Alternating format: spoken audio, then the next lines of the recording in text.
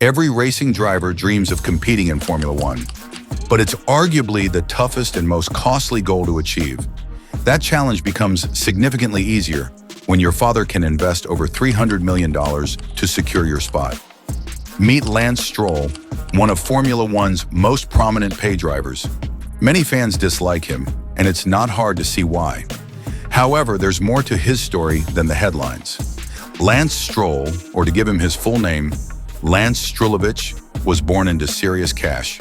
His dad, Lawrence, is a Canadian businessman worth around $4 billion, thanks to investments in brands like Tommy Hilfiger and Michael Kors. That kind of money opens doors most drivers can only dream of. Still, Lance didn't just waltz into F1 without putting in some work. Sure, his path was smoother than a freshly paved track, but he's got a story that deserves a bit of respect, or at least a fair shake. The Canadian-Belgian driver kicked off his racing journey in karting at just 10 years old, tearing up tracks and stacking up wins in Canada and North America. By 11, he got a golden ticket, or maybe a cursed one, depending on your perspective, to join the Ferrari Driver Academy. That's right, Ferrari saw something in him, and he grabbed that chance with both hands. In karting, he went wheel to wheel with future F1 stars like George Russell and Alex Albon. Spoiler alert, they both beat him more often than not. Still, Lance was no slouch, racking up championships and showing he had raw speed. After a couple of years karting, he ditched the karts, probably with a dramatic toss of his helmet, and, with Ferrari's help, jumped into single-seaters. His first stop? The Italian Formula 4 Championship with Prema Power Team, a squad known for turning young drivers into champions. Here's where things get spicy. It's no secret Prema gives drivers a great shot at titles. But did you know Lance's dad, Lawrence, reportedly owned a massive stake in the team? Word on the street is he pumped around $60 million into Prema to make sure Lance had the best shot at glory. Starting to see why some folks aren't exactly Team Stroll? Anyway, Lance's 2014 F4 season was a success. He won the Italian F4 title. But there's a catch. His teammate, Brandon Maisano, a 21-year-old F3 veteran, actually outscored him over the season. Conveniently, Maisano was too old to be eligible for the championship, so Lance snagged the title by finishing second in points. Talk about a lucky break, or a rigged one, depending on who you ask. That whole situation didn't do much to shake off the silver spoon vibes, and it set the tone for the controversies that would follow Lance like a bad smell. Next up, Lance moved to Formula 3 in 2015, still with Prema, and also took a detour to win the Toyota Racing Series in New Zealand, a solid feather in his cap. In the European F3 Championship, he was up against a stacked field. Russell, Albon, Antonio Giovinazzi, and Charles Leclerc, all future F1 drivers. Lance outscored Russell and Albon, but got smoked by Giovinazzi and Leclerc, both Ferrari juniors like him. Oh, and 2015 wasn't exactly drama-free. At Monza, Lance caused a massive crash after squeezing Giovinazzi off the track. His car went flying, and he was lucky to walk away unscathed. Then at Spa, he triggered a triple DNF, taking out himself, Felix Rosenqvist, and another driver in one messy move. Rosenqvist comes off worse, and Lance's rep as a bit of a wrecking ball starts to take shape. Those incidents didn't scare off the Williams F1 team, though. Later in 2015, they signed him as a development driver. Rumors swirled that Lawrence dropped $10 million into Williams' coffers, but the team was like, nah, totally not true. Lance went on to dominate the 2016 Euro F3 Championship, winning by a country mile. But of course, controversy wasn't far behind. Prema got called out for using team orders to make sure Lance's teammates didn't steal his thunder. George Russell, never one to hold back, straight up blasted Prema for their shady tactics. Not a great look for Lance, who was already fighting the pay driver stigma. So you'd think it'd be a few years before he got to F1, right? Nope. Just months after wrapping up the F3 title, the motorsport world got hit with some relatively shocking news. Lance was stepping up to Formula One as a full-time driver for Williams in 2017. Word is, Lawrence shelled out a cool $80 million to lock in that seat. That's the kind of cash that makes teams forget you skipped Formula 2 entirely. At just 18 years and 153 days old, Lance became the second youngest F1 driver ever, only a smidge older than Max Verstappen. Big shoes to fill, in a bigger spotlight to handle. His F1 debut in Australia was, not exactly a fairy tale. He crashed in free practice 3, setting the tone for a rocky rookie season. But it wasn't all bad. He scored a podium in a chaotic Baku race, his first big moment in F1. He also started second on the grid in a soaking wet Monaco, showing off his rain-driving skills, which, let's be honest, are pretty darn impressive. But here's the kicker. His teammate, Felipe Massa, a guy with 11 career wins, outqualified him in 17 of 19 races, with an average gap of 0.621 seconds. Oh, and we can't forget the most iconic moment of Lance's 2017 season. On the cool-down lap in Malaysia, he's cruising along, not paying attention, and wham, smashes into Sebastian Vettel. Music that crash was comedy gold, almost as entertaining as my videos. So hit that subscribe button to keep the F1 vibes alive, because this season's title fight sure isn't doing it. In 2018, Lance should have wiped the floor with his rookie teammate, Sergei Sirotkin, especially since Williams gave them a car that handled like a shopping cart. Instead, Sirotkin outqualified him 12 races to 8. The car was a disaster, no question, but both drivers were neck and neck all year. Lance barely edged out Sirotkin in points, but guess who got the boot? Yup, Sirotkin. Meanwhile, Lance got a new gig, and here's where things get juicy. In the lead-up to 2019, Force India, an F1 team drowning in debt, went under. Who swooped in to save the day? None other than Lawrence Stroll, who bought the team and rebranded it as Racing Point. Shockingly, or not, Lance got a seat alongside Sergio Perez. No one saw that coming, right? At Racing Point, Lance had a low-key 2019 season. By low-key, I mean Perez absolutely schooled him in both qualifying and races. By the end of the year, Lance had 3 full F1 seasons under his belt and not much to show for it, except that one Baku podium. The pay driver label was sticking like glue, even though he showed occasional bursts of speed. Still, Daddy Stroll kept him on for 2020, and boy, did things get interesting.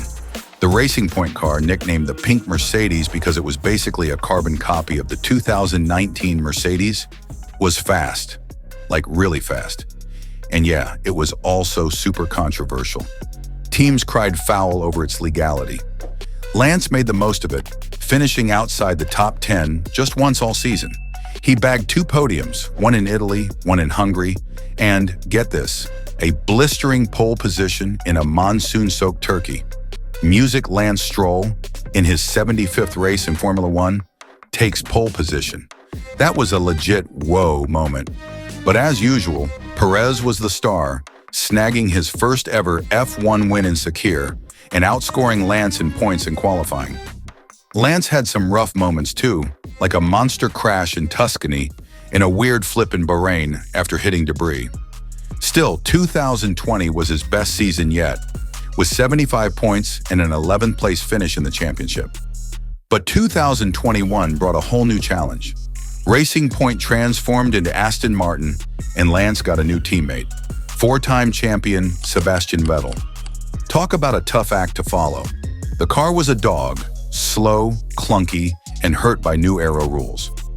Lance's best result was a P6 in Qatar, and Vettel easily outscored him. It was a miserable year for the whole team, and Lance didn't exactly shine. In 2022, same driver lineup, same green livery, and same meh results. New ground effect regulations shook things up, but Aston Martin's car was still mid-pack at best. Vettel outscored Lance again, and Lance just couldn't do enough to prove the haters wrong.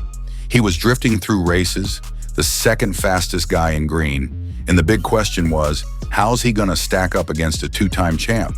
Because yeah, 2023 brought Fernando Alonso to Aston Martin. Lawrence clearly wasn't afraid to give his kid a challenge. The good news? The 2023 Aston Martin was a rocket ship, fast enough to have everyone buzzing about a potential championship fight. The bad news? Lance had a nightmare start. Just weeks before the season, Lance was cycling in Spain for preseason training when he took a nasty spill. He broke both wrists and a toe. Talk about bad timing. Doctors were like, "No way you're racing in Bahrain." Lance said, "Hold my protein shake." With top-notch physios and surgeons, he was back in the car just 2 weeks later, fighting through pain to finish P6 in Bahrain. That's checkered flag, P6 for Lance Stroll. Absolute warrior move. But once his wrists healed, things didn't get much better. Alonso was on another level, racking up 8 podiums while Lance had 0. Alonso crushed him 19-3. Points? Alonso had 206, Lance had 74. The guy was getting smoked in the same car. Then came the low points. In Singapore, Lance pushed too hard and had a massive crash, wrecking his car. In Qatar, he had an absolute shocker of a qualifying 1.1 seconds off Alonso's pace. Frustration boiled over, and he was caught on camera shoving his trainer in anger after climbing out of the car. Music big crash for Lance Stroll. He was trying to wring every ounce of speed. That Qatar moment was ugly.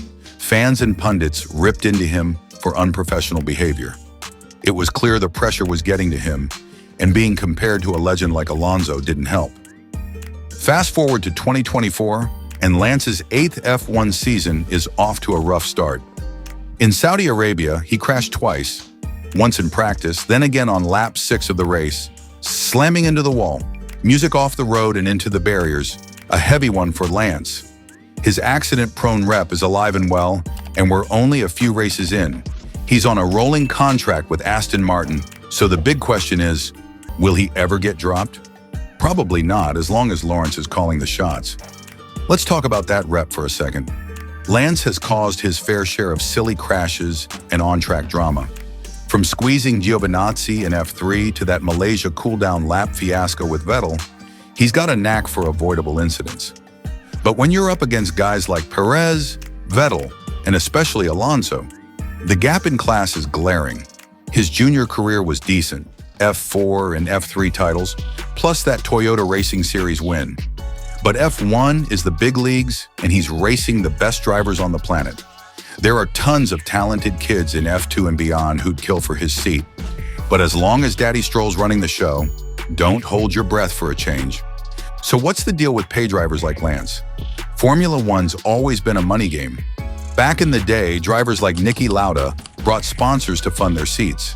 Today, teams like Williams or the old Force India needed cash injections to survive. Lance isn't the first pay driver. Think Pastor Maldonado with his Venezuelan oil money, or Nikita Mazepin with his dad's billions. But Lance's case hits different because of the sheer scale of Lawrence's influence. Buying an entire F1 team? That's next level. It's easy to hate on Lance, but the truth is, F1's a business. Teams need money to compete, and drivers like Lance keep the lights on. Still, when you're getting outclassed by your teammate every weekend, it's hard to argue you're there purely on merit. Let's zoom out and look at Lance's career as a whole. He's had some legit high points, that Baku podium in 2017, the Monaco front row start, and that unreal Turkey pole in 2020. His wet weather driving is genuinely top tier. Give him a rainy track, and he's a problem. But the lows are hard to ignore. Crashes, inconsistent pace, and getting outperformed by every teammate since Massa. It's a tough look. His junior career showed he's got talent, but in F1, talent alone doesn't cut it. You need consistency, mental toughness, and the ability to handle pressure. Lance has shown flashes of all three, but not enough to shake the pay driver tag. What's next for Lance? In 2024, he's still with Aston Martin, still racing against Alonso, who's widely considered one of the greatest ever. The car's competitive, but Lance's early crashes aren't helping his case. If he can string together some clean, points-scoring races, maybe he can start changing the narrative. But with Alonso still dominating and young guns like Liam Lawson or Theo Pourchaire waiting in the wings, the clock's ticking. As long as Lawrence owns the team, though, Lance's seat is probably the safest in F1. So what do you think of this controversial Canadian? Let me know in the comments.